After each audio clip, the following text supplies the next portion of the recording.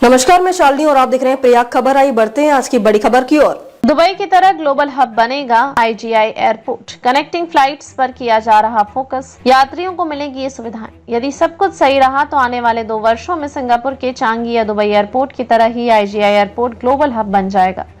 अभी IGI पर सालाना करीब 2.10 करोड़ यात्रियों की आवाजाही हो रही है, जिसके अगले वर्ष तक 2.40 करोड़ तक पहुंचने की संभावना है। IGI एयरपोर्ट की संचालन एजेंसी डायल के मुख्य कार्यकारी अधिकारी विजय कुमार जयपुरियार का कहना है कि एक वैश्विक परामर्श अध्ययन ने प्रमुख मानदंडों की पहचान की है, जिन्हें IGI एयरपोर्ट को ग्लोबल हब के रूप में मान्यता प्राप्त करने के लिए पूरा करना होगा। अच्छी बात यह है कि हमने उन मानदंडों के करीब पहुंचने को तैयारी शुरू कर दी है। इस तैयारी के तहत डायल एक और प्रमुख एयरलाइंस व दुनिया के प्रमुख एयरपोर्ट संचालन एजेंसियों से बात कर रही है।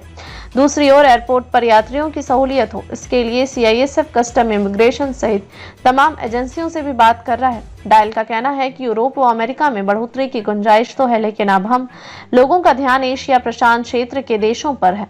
ऑस्ट्रेलिया व न्यूजीलैंड पर हम लोग ध्यान दे रहे हैं। न्यूजीलैंड के ऑकलैंड स्थित एयरपोर्ट के साथ MOU कर रहे हैं। इसके लिए प्रमुख एयरलाइंस से बात चल रही है। भारतीय एयरलाइंस की बात करें तो इंडिगो व एयर इंडिया की इसमें विशेष भूमिका होगी। दोनों एयरलाइंस न सिर्फ अपने बेड़े बल्कि दिल्ली को देश व दुनिया के नए शहरों से जोड़ने के लिए उड़ानें भी शुरू कर रहे हैं। ग्लोबल हब बनने के लिए कनेक्टिंग उड़ानों पर विशेष ध्यान दिया जा रहा है। इसमें घरेलू से अंतर्राष्ट्रीय, घरेलू से घरेलू, अंतर्राष्ट्रीय से अंतर्राष्ट्रीय कनेक्टिंग उड़ानें शामिल हैं। डायल का कहना है कि कनेक्टिंग उड़ानों में कोई दिक्कत नहीं हो, इसके लिए कई स्तरों पर कार्य हो रहा है। पहले स्तर पर हमारी कोशिश है कि किसी भी कनेक्टिंग उड़ानों में 2 घंटे से अधिक का देरी नहीं हो, साथ ही बैगेज ट्रांसफर का काम आसानी से हो। यात्रियों को एक टर्मिनल से दूसरे टर्मिनल जाने में अपने साथ बैगेज ढोने की मजबूरी से निजात मिले। इस दिशा में कुछ कार्य ट्रायल बेसिस पर हो रहा है। कनेक्टिंग उड़ानों में सुरक्षा जांच भी काफी समय लेने वाली प्रक्रिया है। डायल का कहना है कि सुरक्षा जांच प्रक्रिया के साथ किसी भी तरह समझौता तो नहीं किया जा सकता है, लेकिन हम इस बात की कोशिश जरूर कर सकते हैं कि अत्याधुनिक तकनीक या ज्यादा संख्या में कर्मियों की ड्यूटी लगाकर सुरक्षा जांच की प्रक्रिया में लगने वाले समय को कम कर सकते हैं। इसी तरह घरेलू से अंतर्राष्ट्रीय उड़ानों में यात्रियों के इमिग्रेशन की प्रक्रिया को अत्याधुनिक तकनीक की मदद से आसान बनाया जा रहा है। कनेक्टिंग फ्लाइट के लिए टर्मिनल से दूसरे टर्मिनल पर जाने में कोई दिक्कत नहीं हो, इसके लिए परिवहन की व्यवस्था में सुधार किया जा रहा है। कोशिश है कि प्रत्येक 10 मिनट के अंतराल पर एक टर्मिनल से दूसरे टर्मिनल में जाने के लिए बस की सुविधा बहाल हो।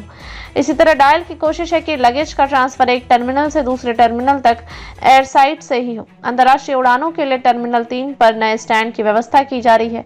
2029 तक अंतर्राष्ट्रीय उड़ानों के लिए एक नया गलियारा बनकर तैयार हो जाएगा। खबरों में अब तक के लिए बस इतना ही। फिर होगी आपसे मुलाकात, तब तक के लिए नमस्कार और देखते रहिए प्रयाग खबर। ऐसे ही लेटेस्ट अपडेट पाने के लिए हमारे चैनल को सब्सक्राइब करें और तुरंत नोटिफिकेशन पाने के लिए बेल आइकन प्रेस करना ना भूलें।